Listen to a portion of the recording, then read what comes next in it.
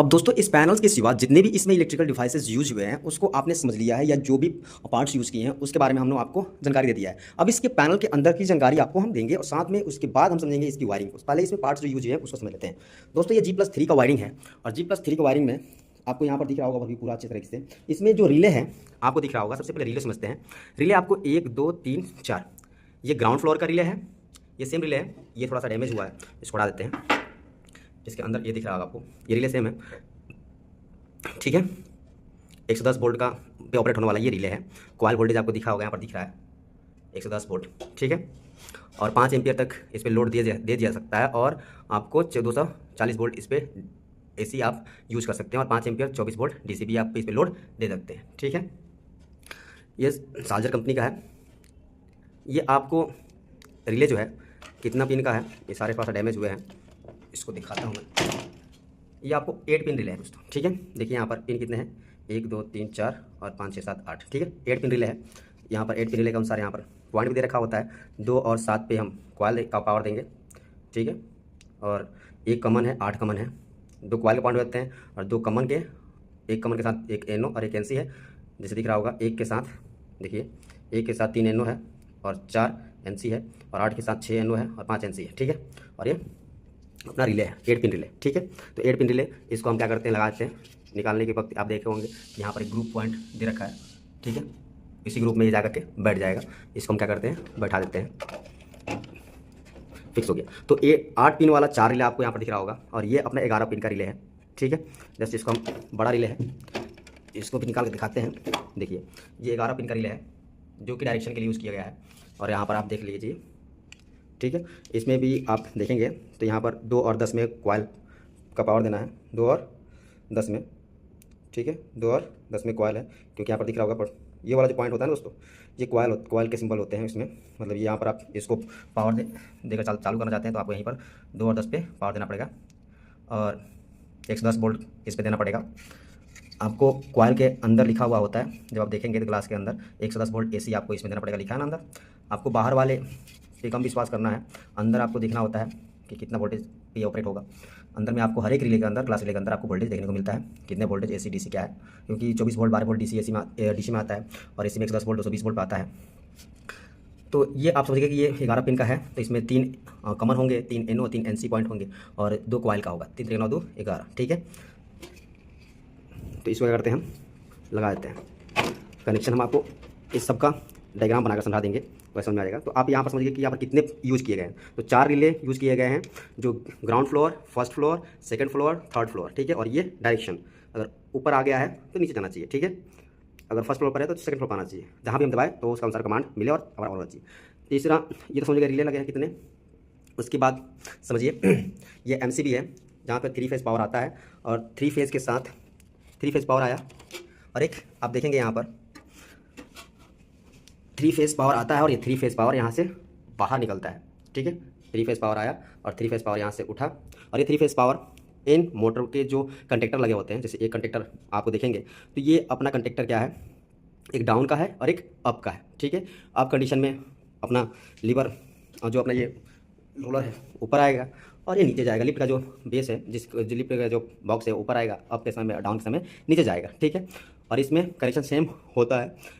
3 phase power इसमें मिल जाता है और वही 3 फेज़ पावर इसमें मिल जाता है। बस डायरेक्शन चेंज कर देते हैं, एक तार को इधर उधर कर देते हैं। उसके बाद यहाँ पर नीचे जो 3 फेज़ पावर होता है इसको कॉमन करके मोटर के लिए चला जाता है, ठीक है। तो ये 3 फेज़ पावर यहाँ पर इस पैनल में आया हुआ है। यहाँ से 3 फेज़ पावर में से 2 फेज़ उठाएंगे और यहाँ पर देखिए ये लगा हुआ अपना, देखिए ट्रांसफार्मर। इसमें आप देख सकते हैं यहाँ पर 440 वोल्ट, ठीक है। 415 वोल्ट, 320 वोल्ट, 380 वोल्ट। किस पे कनेक्ट करना था हमको, ये 2 फेज़ है तो एक तो 0 पर दे दिए और एक 440 वोल्ट पर कनेक्ट कर दिए, ठीक है। तो ये हमारा न्यूट्रल ये खुद बनाएगा, ठीक है। तो ये ग्राउंड एक बना दिया, ग्राउंड में 0 और 110 वोल्ट ये वाला पॉइंट हो गया, ठीक है। अब 110 वोल्ट से हम क्या कर लेते हैं, अपना कंट्रोलिंग रिले का कर लेते हैं, ठीक है। और ग्राउंड का भी इस्तेमाल करते हैं और यहाँ से 12 वोल्ट AC भी निकलता है। तो 12 वोल्ट से हम इसको कंट्रोल कर लेते हैं, ठीक है, क्योंकि ये आपका 12 वोल्ट सेपरेट है। तो जिसको जितना वोल्टेज चाहिए हम उतना वोल्टेज देते हैं। यहाँ पर देखिए ये प्रिवेंटर है, सिंगल फेज़ प्रिवेंटर, ठीक है, दिख रहा होगा आपको। ये अपना सिंगल फेज़ प्रिवेंटर है। इसमें हम इसके माध्यम से अगर फेज़ फेलियर होता है तो ये ऑन नहीं होगा तो सर्किट ही हमारा कंप्लीटली क्लोज कर देता है। ठीक है, ये अपना जो लगा हुआ है इंडिकेटर है first floor, ground floor, first floor, second floor और थर्ड फ्लोर का। देखिए 4 तार आए हुए हैं ना, ग्राउंड, फर्स्ट, सेकंड, थर्ड। उसके बाद ये वाला जो पॉइंट है आप देखिए यहाँ पर ब्लू, ग्रीन, येलो, उसके बाद थोड़ा yellow reeds, yellow reds, yellowish है, रेड की तरफ है, फिर एक रेड है, फिर एक ब्राउन है और फिर एक आपका ब्लैक है। ये तार यहाँ पर लगे हुए हैं और लास्ट में एक अप का कमांड देने के लिए। ठीक है, अप डाउन जो होता है उसका कमांड के लिए। यहाँ पर लिखा है ABCD करके लिखा होता है दोस्तों, उसको कनेक्ट कर दिया जाता है। और यहाँ पर अब फ्लोर बाई 0 बताना है, यहाँ पर आएगा 0 बताना है, यहाँ पर आएगा तो फर्स्ट बनाना है, सेकंड बताना है, थर्ड बनाना है, फोर्थ बनाना है। ये लिफ्ट में आपको देखने को मिलता है। ठीक है, और एक फ्यूज़ है जो कंट्रोलिंग के लिए पावर है वो फ्यूज़ से होते हुए जाता है, और फ्यूज़ अगर कंट्रोल में कोई दिक्कत होता है तो क्या होगा, पावर कट कर देगा। तो आपने देखा क्या क्या यूज़ हुआ है। एक मेन MCB 32 एम्पियर का, ठीक है, इससे पावर इस रिवर्स और फॉरवर्ड, अप और डाउन के लिए जो अपना कंडक्टर लगे हैं उसको मिल जाता है, इससे मोटर को चला जाता है। ठीक है, 2 कंडक्टर, उसके ऊपर आप देखिए NC कितने यूज़ किए गए हैं, एक NC 2 NC इसका, 2 NC इसका भी 2 NC यूज़ किया जाता है। ठीक है, कंडक्टर में, दोनों कंडक्टर में NC का इस्तेमाल बहुत ज़्यादा है, इसमें एनो का इस्तेमाल थोड़ा ही है। ठीक है, इसमें एक एनो का, इसमें का एक एनो यूज़ करना पड़ता है और इसमें एक एनो होता है, इसका एक एनो यूज़ करना पड़ता है, दोनों का एक एनो यूज़ करना पड़ता है, 2 NC यूज़ करना पड़ता है। ठीक है, और बस और कुछ तो ज़्यादा है नहीं। तार वहाँ से जो आता है उसमें जो लिफ्ट का बटन होता है उसमें आता है for ground, ground, first, second और थर्ड के ये 4 तार आते हैं और ये अपने जाते हैं और एक लौट के आता है। ठीक है, तो ये कमन है क्या है, देखिए यहाँ पर जो आपको बताया दोस्तों कि एक कमन तार जाएगा, एक कमन तार यहाँ से जाता है। ठीक है, अब इसकी वायरिंग में जो मटेरियल यूज़ करेंगे हम इन्हीं सभी का यूज़ करके आपको बताऊंगा कनेक्शन इसका, ताकि आपको कोई भी डाउट ना रह पाए। तो उसको हम किसी और वीडियो में देखेंगे दोस्तों, इसको हम पार्ट 1, पार्ट 2, पार्ट 3 करके समझेंगे तो अच्छा रहेगा, क्योंकि एक वीडियो में सब कुछ समझना बहुत मुश्किल है। तो अब इसको क्या करेंगे, हम 1 बाई 1 करके हर एक तार को समझेंगे और ताकि आपको पूरा क्लियरिटी के साथ हर एक पॉइंट आपको समझ में आ जाए। ठीक है, तो अभी आपने समझ लिया कौन कौन से इक्विपमेंट इसमें यूज़ किए, डिवाइस कौन कौन से यूज़ किए हैं। एक बार ओवरव्यू कर दूं, MCB के बाद 2 आपको कंडक्टर, एक अप और डाउन के लिए, उसके ऊपर आपको एड ऑन ब्लॉक देखने को मिलेगा। एड ऑन ब्लॉक में NC 2 होना चाहिए हर एक कंडक्टर में, और एनो अगर नहीं है तो एक एनो चाहिए और 2 NC चाहिए हर एक कंडक्टर में। तो इस कंडक्टर में ऑलरेडी एनो है, यहाँ पर देखिए, यहाँ पर एनो है और इसमें एनो नहीं था तो एक एड ऑन ब्लॉक का एनो यूज़ किया गया। ठीक है, इस एड ऑन ब्लॉक में एनो नहीं है, केवल NC है। ध्यान से देख लीजिए, ध्यान से देखिए, केवल NC है। ठीक है, उसके बाद आपको एक ट्रांसफार्मर है जो कि 440 वोल्ट को 110 वोल्ट AC में कन्वर्ट कर देगा।